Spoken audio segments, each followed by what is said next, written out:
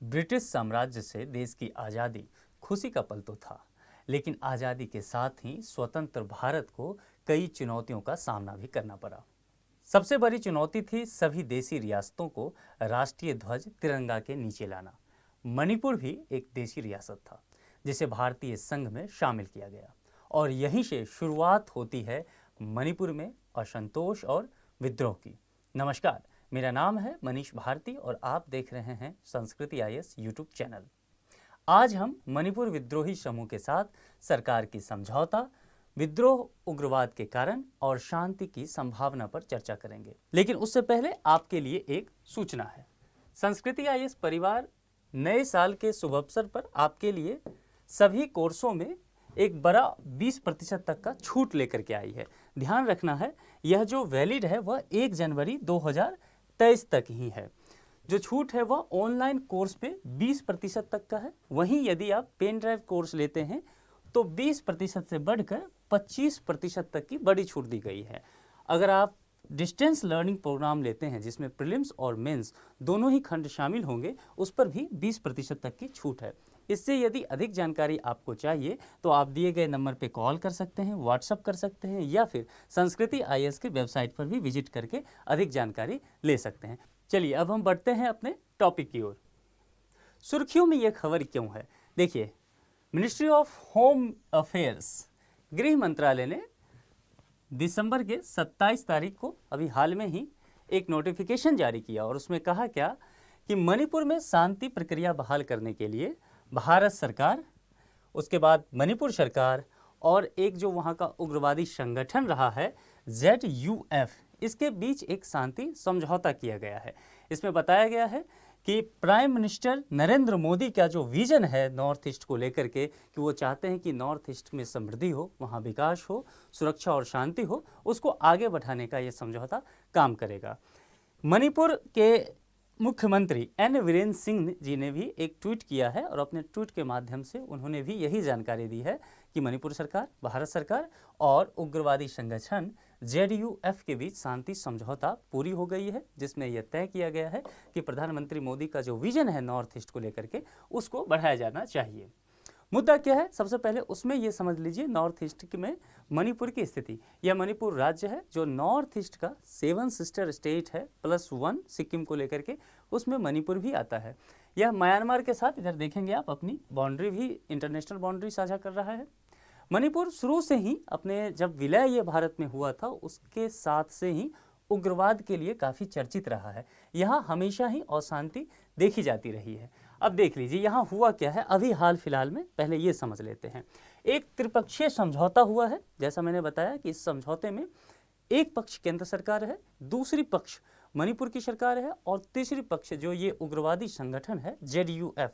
ये उग्रवादी संगठन वहाँ काफ़ी लंबे समय से, तकरीबन 1 दशक से काफ़ी सक्रिय रहा है उग्रवाद को लेकर के। इनका एक अलग राज्य बनाने का डिमांड रहा है, कभी अलग मणिपुर स्वतंत्र देश बनाने की भी डिमांड करते रहे हैं।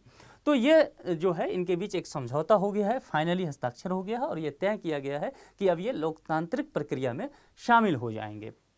ये दिल्ली में समझौता किया गया है, और वही बात जो दोहराई गई है सभी ने एक साथ, कि प्रधानमंत्री नरेंद्र मोदी जो हमेशा ही नॉर्थ ईस्ट को लेकर के अपना विशेष प्रेम दिखाते रहते हैं कि नॉर्थ ईस्ट में सुरक्षा हो, शांति हो, वहाँ तरक्की हो, इस चीज़ को बहाल करना है। पृष्ठभूमि को समझ लीजिए थोड़ा सा, हम इस पर डिटेल से चर्चा करेंगे। उससे पहले मैं आपको बताऊं कि 1964 में वहाँ मुख्य रूप से मणिपुर में विद्रोह का शुरुआत हुआ। यूँ तो विद्रोह वहाँ के विलय के साथ ही हुआ, मणिपुर को जब भारत में मणिपुर विलय हो रहा था उसके साथ ही विद्रोह शुरू हो गया, लेकिन मुख्य रूप से 64 में हुआ जब United national liberation front UNLF का गठन हुआ, और इसके छत्र छाया में बाकी उग्रवादी संगठन भी पनपे। इसके पद चिन्ह पे आप कह सकते हैं चल कर के भी कई उग्रवादी संगठन पनपे। इसमें मणिपुर के वो सभी लोग शामिल हुए जो असंतुष्ट थे मणिपुर के विलय से। इसमें मणिपुर के वैसे युवा शामिल हुए जो बेरोजगार थे, जिनके पास कोई हाल रोजगार नहीं था, वो शस्त्र उठा करके भारत सरकार और मणिपुर सरकार के विद्रोह में खड़े हो गए। अब इसके कारण को देखिए। कारण से पहले थोड़ा सा आप समझ लीजिए कि इसकी पुरानी कहानी क्या रही है। दरअसल देखिए, जब भारत आज़ाद हुआ तो भारत के पास काफ़ी देसी रियासत मौजूद था। तो देशी रियासतों को यह विकल्प दिया गया था कि आप या तो भारत के में शामिल हो जाइए या फिर पाकिस्तान में चले जाइए। मणिपुर भी एक देशी रियासत था और इसके राजा हुआ करते थे बोधा चंद्र सिंह। ये प्रिंसली स्टेट था। उस समय के जो हमारे गृह मंत्री थे सरदार वल्लभ भाई पटेल, वो चाहते थे कि मणिपुर भारतीय ध्वज के नीचे आ जाए, यानी कि भारतीय संघ का ही हिस्सा बन जाए, क्योंकि वह यहाँ देख रहे थे कि जो मणिपुर का जो हिस्सा है वह उसके बाद म्यांमार शामिल होता है, चीन का हिस्सा ऊपर से लगता है आगे बढ़ के। तो ये सब वो समझ रहे थे, मणिपुर की स्थिति, सामरिक स्थिति के महत्व को समझ रहे थे। उन्होंने फिर मणिपुर को एक ऑफर दिया, वहाँ के राजा को, जो बोधा चंद्र सिंह जी थे, उनको एक ऑफर दिया विलय का। ऑफर में उन्होंने क्या कहा कि देखिए, आप एक तस्वीर देख रहे होंगे, राजा जो है मणिपुर के लोगों के एक शरीर पे दिखाया गया चित्र में उस पर बैठे हुए हैं और सरदार पटेल हैं, वो अपना पावर जो है सरदार पटेल को सौंप रहे हैं और सरदार पटेल कह रहे हैं नो नो। वो कह रहे हैं कि देखिए, आप ऐसा कीजिए कि आप राजा बने रहिए, ठीक है, आंतरिक मामले सभी आप ही देखिए, भारत सरकार को सिर्फ बाह्य मामले देखने दीजिए। बाह्य मामले में क्या क्या आता है, जैसे कि आप विदेश मंत्रालय हमें देखने दीजिए, जो रक्षा सुरक्षा की बात है हमें देखने दीजिए, सूचना जनसंपर्क जो है वो भारत सरकार देखेगी, और जो आंतरिक मसले हैं आपके राज्य की उस पर आपका शासन होगा, वो आप देखिए। तो मोटा मोटी यह तय हो गया, ये चीज़ें चलने लगी और इसके ही दिल पे एक विलय हो गया, मणिपुर अब भारत का हिस्सा बन जाता है। बस यहाँ से ध्यान रखना है, विद्रोह शुरू होता है। जो यहाँ कांग्रेस के लोग उस समय थे मणिपुर में, वो तो खुश हुए कि चलो मणिपुर जो है भारत का हिस्सा बन गया है, लेकिन वे सभी लोग जो अन्य पार्टियों से जुड़े हुए थे वो इस विलय से नाराज थे। साथ ही जो यहाँ की जनता थी उसका दबाव राजा पर बनता चला गया। जनता ने राजा पर दबाव बनाना शुरू कर दिया कि आप अब चुनाव करवाइए। चुनाव अब राजा कराने को तैयार हो जाते हैं। ध्यान रखिएगा आप कि राजा चुनाव इसीलिए करा सकते हैं कि राजा को यह संवैधानिक अधिकार था कि आंतरिक मामलों पे उनका हस्तक्षेप था, इसलिए वो चुनाव करा सकते थे। तो आम चुनाव हुआ जनता के दबाव में, जो जून 1948 में संपन्न हो गया। यहाँ एक दिलचस्प फैक्ट है, इसको ध्यान रखिए। भारत के आज़ादी के बाद संपूर्ण देश में पहली बार आम चुनाव 1952 ईस्वी में होता है, लेकिन मणिपुर मात्र एक ऐसा राज्य है जहां जून के महीने में 1948 में ही चुनाव हो जाता है। तो यहाँ चुनाव अब हो गया। अब जो हमारे गृह मंत्री हैं सरदार पटेल, ये चौंक गए। ये बहुत ही प्रैग्मेटिक व्यक्ति थे दोस्तों, ये बहुत ही व्यवहारिक लीडर थे। इनका अपना तो कुछ स्वार्थ नहीं था, लेकिन देश के हित में ये समझ चुके थे कि अब मणिपुर की जनता का दबाव और बढ़ेगा। ऐसा ना हो कि हमने जो विलय किया है मणिपुर का, मणिपुर हमारे हाथ से निकल जाए। तो इन्होंने क्या किया, मणिपुर को जबरदस्ती भारत में विलय करवा लिया सन 1949 में, और यहाँ से संपूर्ण विलय होता है मणिपुर का। इससे पहले समझ लीजिए कि जब मणिपुर का पहले भी विलय हुआ था तो मणिपुर केंद्र शासित प्रदेश थी। अब जब संपूर्ण विलय हो गया है मणिपुर का 1949 में, तब भी मणिपुर यूटी ही रह जाती है, यूनियन टेरिटरी, केंद्र शासित प्रदेश। यह एक चूक है भारत की तरफ से। इसे पूर्ण राज्य का दर्जा नहीं दिया जाता है। पूर्ण राज्य का दर्जा मणिपुर को कब मिलता है, 1972 में।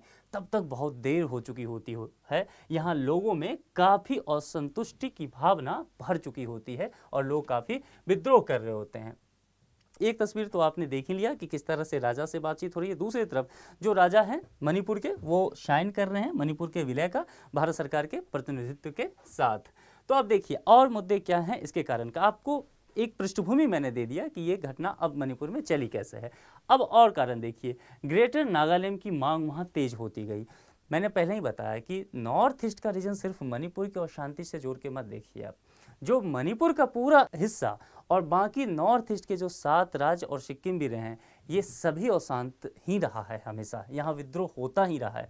नागालैंड उसी में एक है। नागालैंड में भी ग्रेटर नागालैंड की मांग हमेशा रहती ही रही और वहाँ पर नागा आंदोलन होता रहा है। नागा आंदोलन का प्रभाव मणिपुर भी में पड़ता नजर आया। यहाँ क्या हुआ कि नागा आंदोलन में सरकार बहुत अच्छे से डील नहीं कर पा रही थी। इसका जो है फायदा मिल गया मणिपुर के जो विद्रोही ग्रुप थे। उन्हें लगा कि हम भी अच्छे से विद्रोह कर सकते हैं। उन्होंने भी शस्त्र उठा लिया और इसका नुकसान भारत सरकार को झेलना भी पड़ा। एक और मुद्दा है घाटी और पहाड़ियों का संघर्ष। मणिपुर के साथ जो नॉर्थ ईस्ट की पूरी भौगोलिक स्थिति है वो बड़ी ही जटिल है। कहीं पे पहाड़ हैं तो कहीं पे घाटी, कहीं पे पठार तो कहीं पे झील, झरना और नदी, कहीं पे घने जंगल। अब इन सभी भौगोलिक परिस्थितियों में वहाँ पर काम कर पाना बड़ा मुश्किल होता है, शासन प्रशासन चलाना। मणिपुर के साथ भी यही स्थिति है। यहाँ का दो जो हिस्सा है, एक घाटी और दूसरा पहाड़ी, इन दोनों क्षेत्रों के लोगों के बीच संघर्ष होता ही रहता है। जो मणिपुर का 10% आबादी जो है या क्षेत्र जो है वह पहाड़ी हिस्सा है, लेकिन बाकी घाटी में। अब जो लोग घाटी में रहते हैं उनको तो विशेष सुविधाएं मिल जाती है। मणिपुर की जो राजधानी है इम्फाल, वो भी घाटी क्षेत्र में ही पड़ती है। लेकिन जो पहाड़ी के जनजाति लोग हैं उनका यह आरोप हमेशा से रहा है कि सरकार घाटी पर तो अधिक ध्यान देती है, अधिक वित्त खर्च करती है, संसाधनों को मुहैया कराती है, लेकिन पहाड़ी लोगों के लिए बहुत बेहतर काम नहीं करती है, और यही असंतुष्टि का कारण भी बनता है। इम्फाल घाटी में जो एक जनजातीय समुदाय है, मेतेई समुदाय, ये बहुसंख्यक आबादी में है, जबकि इसके आसपास के जो पहाड़ी जिलों में लोग हैं वो हैं नागा और कुकी। इनमें संघर्ष चलता रहता है। देखिए 1990 के दशक के शुरुआत में इनके बीच एक निजातीय संघर्ष हुआ जो काफ़ी ज़्यादा उग्र रूप ले लिया था। इसके साथ ही कुकी विद्रोही समूह का गठन हो गया, और यह विद्रोही समूह, इसमें मणिपुर के युवा काफ़ी बढ़ चढ़ के हिस्सा लेने लगे। इनकी यह डिमांड थी कि मणिपुर को अलग कर लिया जाए। इसके अलावा यहाँ पर और भी कई कारण रहे हैं जिससे मणिपुर अशांत रहा है। एक तो रहा है कि पॉलिटिकल करप्शन, यहाँ की जो क्षेत्रीय पार्टियां रही है उसमें भ्रष्टाचार के मामले काफ़ी हद तक देखे जा रहे हैं।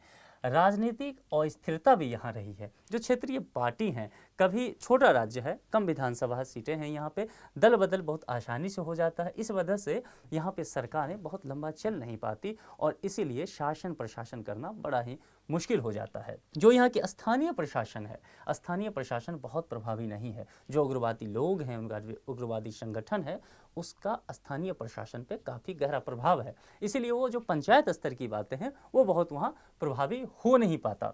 दूसरा एक इनका और जो है मुद्दा रहता है, वो इनका कहना है कि जो लोकसभा है, देश की संसद है, लोकसभा राज्यसभा, उसमें हमारा राजनीतिक प्रतिनिधित्व कम है। यूँ तो पूरे नॉर्थ ईस्ट का ही है, मणिपुर का भी यही कहना है कि हम अपनी आवाज़ देश के सबसे बड़े सभा यानी कि संसद में उठा ही नहीं पाते, हम अपनी डिमांड कर ही नहीं पाते।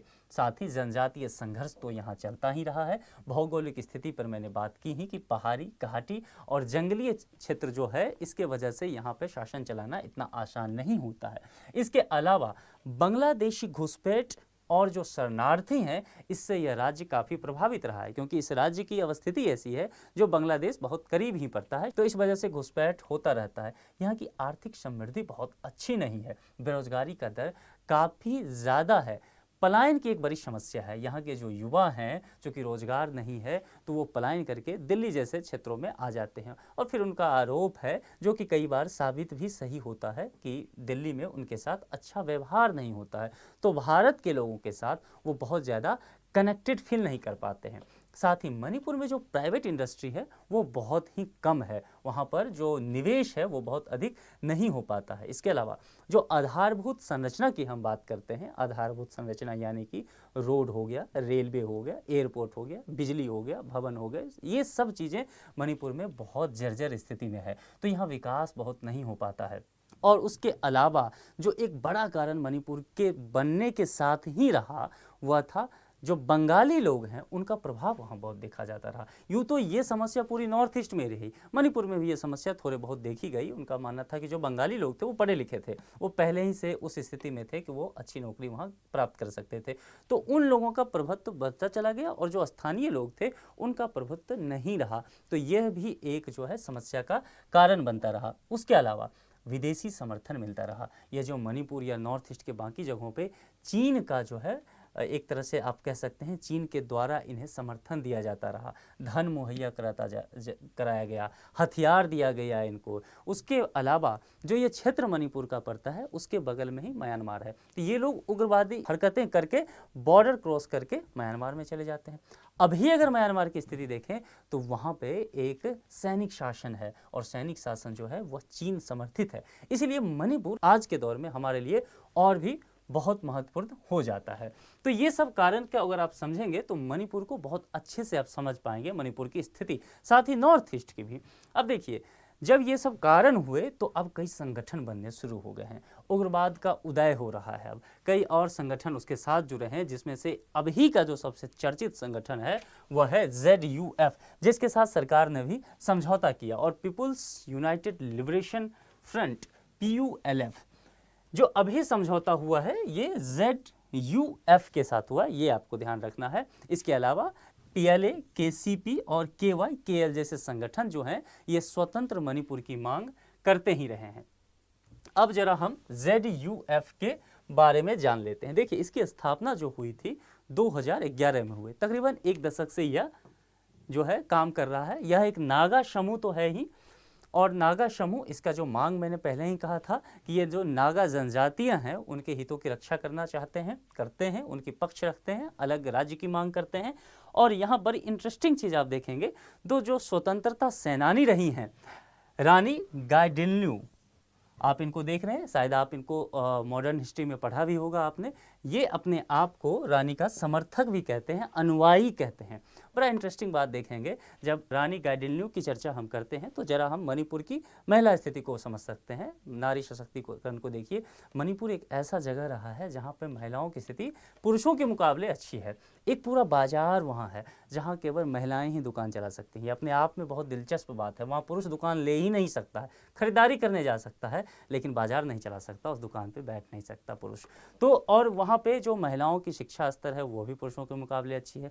जो चुनाव में, वोटिंग में महिलाएं पार्टिसिपेट करती है पुरुषों के मुकाबले, उसकी स्थिति भी वहाँ अच्छी नज़र आती है। मैरी कॉम को तो आप जानते ही होंगे, वो भी मणिपुर से आती हैं। तो अब बड़ा इंटरेस्टिंग चीज़ आप देखेंगे कि जहाँ भी उग्रवादी संगठन आप इस तरह के देखेंगे, उनका जो कोई न कोई लीडर होता है, सरगना होता है ना, वो अनुयायी किसी बड़े पुरुष को मानता है जो बड़ा उस क्षेत्र में काम किया हो। लेकिन इसमें जो इनके अनुयायी हैं एक महिला मानी जाती है। आप इसे समझ सकते हैं कि मणिपुर में महिलाओं की क्या स्थिति होगी। और रानी गाइडिनल्यू, इनको रानी की उपाधि जो है पंडित जवाहरलाल नेहरू, हमारे देश के प्रथम प्रधानमंत्री, उन्होंने दिया था। एक स्वतंत्रता सेनानी थी। अब देखिए, इनके विचार जरा अलग समझ लीजिए। ये हैं राष्ट्रवादी रहे थे, ब्रिटिश सरकार से इन्होंने लड़ा था, जेल में भी लंबे समय तक रही है। और ये उग्रवादी संगठन जो है ZUF, ये अलग स्वतंत्र मणिपुर की मांग करता है। तो आप समझ सकते हैं कि भले अनुयायी अपना मानते हैं ZUF के, हम इनके हैं, लेकिन विचार दोनों के अलग अलग हैं। अब इसका उद्देश्य क्या है? ZUF जिसके साथ अभी शांति समझौता हुआ है, देखिए कि इसका उद्देश्य क्या है। 3 राज्य, मैंने कहा तो पहाड़ी जो क्षेत्र पड़ता है, यानी कि मणिपुर का कुछ हिस्सा, असम का कुछ हिस्सा और कुछ हिस्सा नागालैंड का, इन हिस्सों में जो कुछ जनजाति रहते हैं, नागा जनजाति, और वो जनजाति कौन है? ज़ेलियनग्रोंग एक जनजाति है। यह चाहते हैं कि इनके हितों की रक्षा करें, इनके साथ मिलकर एक ज़ेलियनग्रोंग एक अलग राज्य बना दिया जाए इनका। ये इनका लंबे समय से डिमांड रहा है, लेकिन अभी शांति समझौता हुआ है तो ये इस मांग से पीछे हटे हैं जरा सा। अब देखिए, भारत सरकार ने इस उग्रवाद को कम करने के लिए क्या क्या कदम उठाए, क्या क्या काम किए, इसको समझिए। 1980 में केंद्र सरकार ने पूरे मणिपुर को पूरा राज्य ही औसान क्षेत्र घोषित कर दिया था और अफशफा कानून वहाँ लगा दिया था। अब ये कानून क्या होता है? सशस्त्र बल विशेष अधिकार अधिनियम, आपने पढ़ा होगा जब आप मौलिक अधिकार पढ़ रहे होंगे, उस वक्त आप इस कानून की चर्चा मानवाधिकार के लोग हमेशा करते रहते हैं। यह कानून जब लग जाता है किसी क्षेत्र में तो जो सुरक्षा बल होते हैं उनको कुछ विशेष अधिकार दिया जाता है। विशेष अधिकार के तहत वो आपको पूर्व में सूचना दिए बगैर आपके घर की तलाशी ले सकते हैं, आपके गाड़ी की तलाशी ले सकते हैं, आपको रोक सकते हैं कहीं आने जाने से, किसी क्षेत्र को प्रतिबंधित कर सकते हैं, जो जरूरी कार्रवाई हो, वो जो भी शांति फैलाने के लिए जरूरी कार्रवाई हो, यह बल कर सकता है। तो मानवाधिकार के लोग जो होते हैं उनका यह आरोप रहता है सरकार पे कि सरकार इस कानून के पीछे अपना जो लोगों को दबाती है, कुचलती है, उनकी आवाज़ को रोकती है। Operation all clear, operation all clear Bharat सरकार ने चलाया था और सरकार ने कहा था कि जितने भी, आप नाम से समझिए ऑपरेशन ऑल क्लियर, जितने भी उग्रवादी संगठन हैं चुन चुन कर सबको ख़त्म किया जाए। भारत सरकार ने किया था और उसके लिए असम राइफल्स को भारत सरकार लाई थी। असम राइफल्स को समझ लीजिए कि यह इन कामों के लिए ट्रेंड है। जो नॉर्थ ईस्ट का क्षेत्र है, मैंने पहले ही कहा कि बड़ा जटिल क्षेत्र ही है, भौगोलिक परिस्थिति यहाँ की बड़ी जटिल है, तो ये गुरिल्ला युद्ध करने में ये लोग एक्सपर्ट हैं, ये जो उग्रवादी लोग हैं। तो असम राइफल्स के जो लोग सेना इसमें होते हैं ये भी एक्सपर्ट हैं, उसका तोड़ है ये असम राइफल्स। तो सरकार ने इसको ये जिम्मेदारी दी है और साथ ही भारतीय सेना को जोड़ा है और कहा है कि ये जो पहाड़ी क्षेत्र है जहाँ जंगल है, सैनिकों पे हमला करके सैनिकों की जाती हुई गाड़ी को उड़ा देते हैं बम से और फिर छुप जाते हैं जंगलों में, तो इन्हें कहा कि आप ये जिम्मेदारी लीजिए और चुन चुन के पूरे को समाप्त कीजिए। अधिकांश उग्रवादी ठिकाने का पता लगाया गया और उनको निष्क्रिय कर दिया गया। अब जो है भारत सरकार की डेटा आप देखेंगे गृह मंत्रालय का, तो सरकार का मानना है कि तकरीबन उस वक्त 180 के आसपास उग्रवादी संगठन हुआ करते थे। लेकिन हालांकि ये अलग अलग डेटा मिलेगा, कहीं 180, कहीं आपको 160 ही, कहीं 120 ही, ऐसा अलग अलग डेटा मिलता है, क्योंकि बहुत सारे उग्रवादी संगठन ऐसे हैं जो रजिस्टर्ड तो है नहीं, तो अलग अलग दल बनते रहते हैं उनके। लेकिन सरकार अब कह रही है कि अब जो इनकी संख्या है 30 से 40 के आसपास रह गई है। उम्मीद है कि ZUF के बाद जब समझौता हुआ है तो इनकी संख्या में और तेजी से गिरावट आएगा।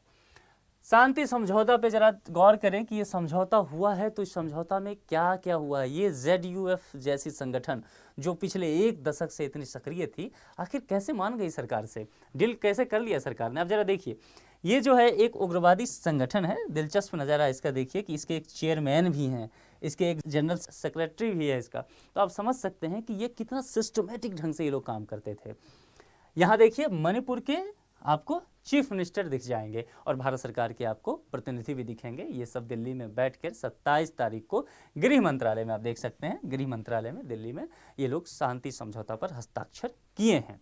अब जरा समझ लीजिए कि शांति समझौता में क्या क्या बातें दी गई है।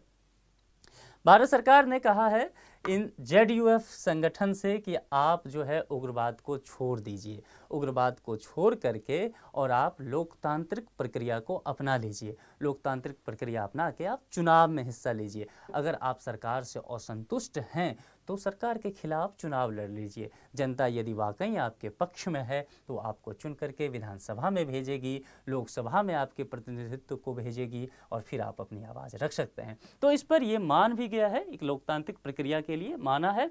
और इस समझौते में कहा गया है कि जो आपके कैडर के लोग थे, यानी कि जो आपके संगठन के उग्रवाद युवा थे या जो लोग भी शामिल थे, सरकार उनके प्रति थोड़ा सा नरम रवैया अपनाएगी, उनके पुनर्वास के लिए भी सरकार काम करेगी, उनका स्किल डेवलपमेंट किया जाएगा, उन्हें पैसे भी दिए जाएंगे, घर दिए जाएंगे, ज़रूरी पड़ा तो नौकरी भी दी जाएगी। तो इसके लिए पुनर्वास के लिए मान भी गए हैं।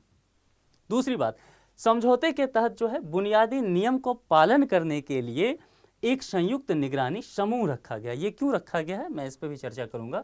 ये निगरानी संयुक्त रखा गया है कि सभी तीनों पक्ष के इसमें सदस्य रहेंगे और निगरानी करेंगे कि कोई भी पक्ष अपने वादे से पीछे तो नहीं हट रहा है। ऐसा तो नहीं कि सरकार ने आपको छूट दिया, आपको सब सुविधाएं मुहैया कराई और आप अभी भी सरकार पे हमला कर रहे हैं, आप अभी भी सेना को नुकसान पहुंचा रहे हैं, तो इस पे बात की जाएगी।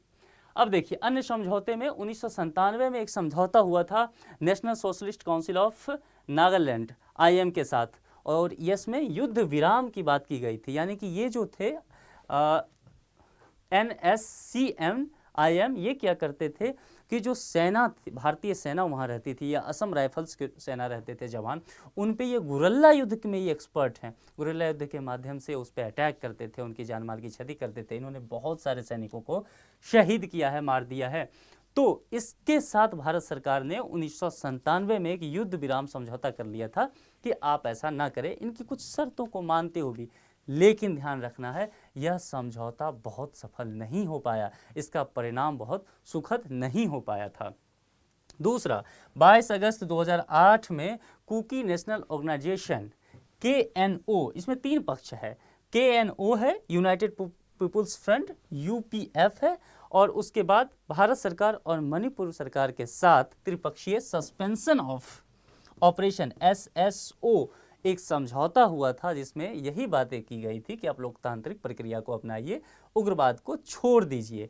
लेकिन दिलचस्प बात यह है कि यह भी समझौता बहुत प्रभावी नहीं हो पाया। महत्व क्या है, क्यों इस समझौता के लिए इतना बेचैन थी भारत सरकार, मणिपुर सरकार, इस समझौता का क्या महत्व है, जरा इसको समझ लेते हैं।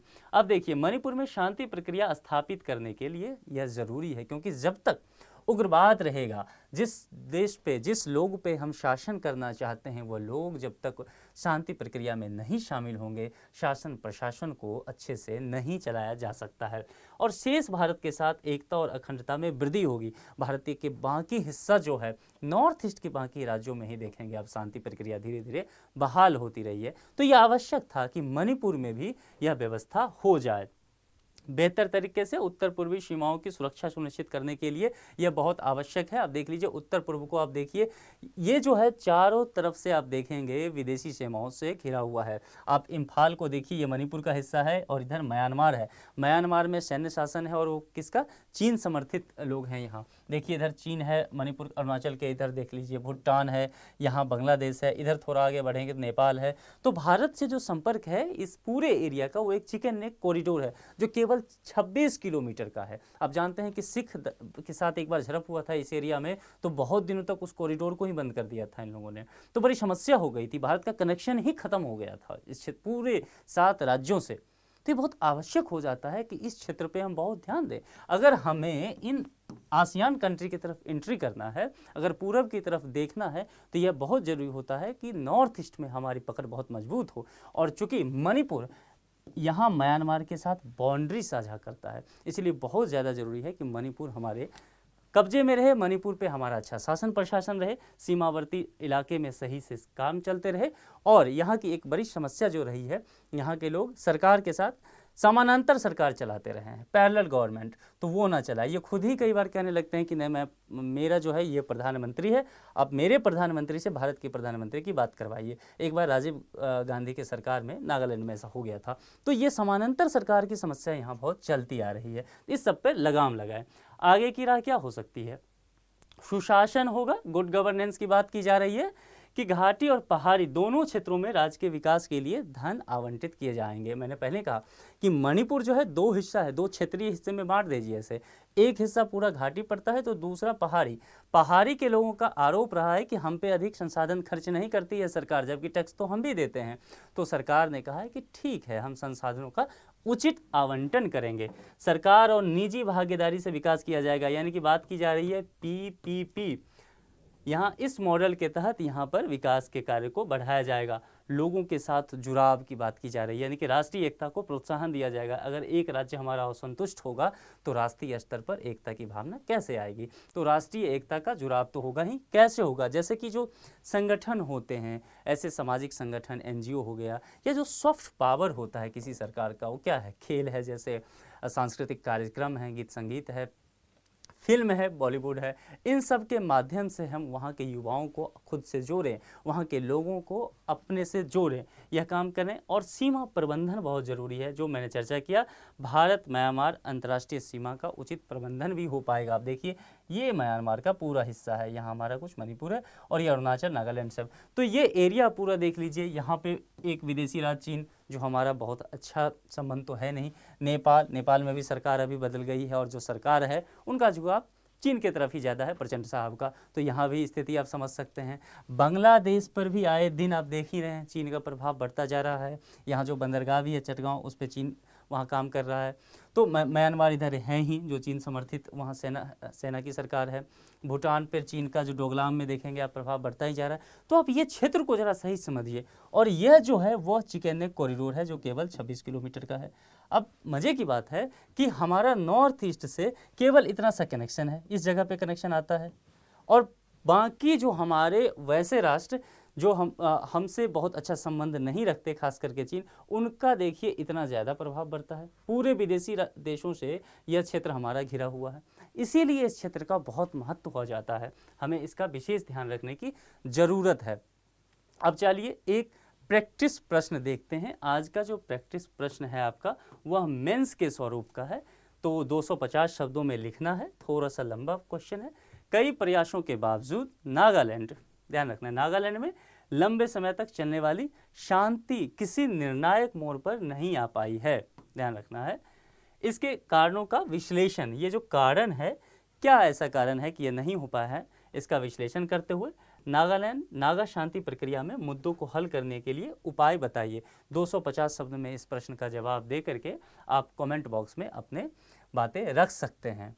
उम्मीद करता हूँ आज जितने टॉपिक पे मैंने बात किया है वह आपके पठन पाठन में लाभकारी सिद्ध होगा। जल्दी हम किसी दूसरे टॉपिक के साथ आपसे मुलाकात करेंगे। अपना ख्याल रखिए। धन्यवाद।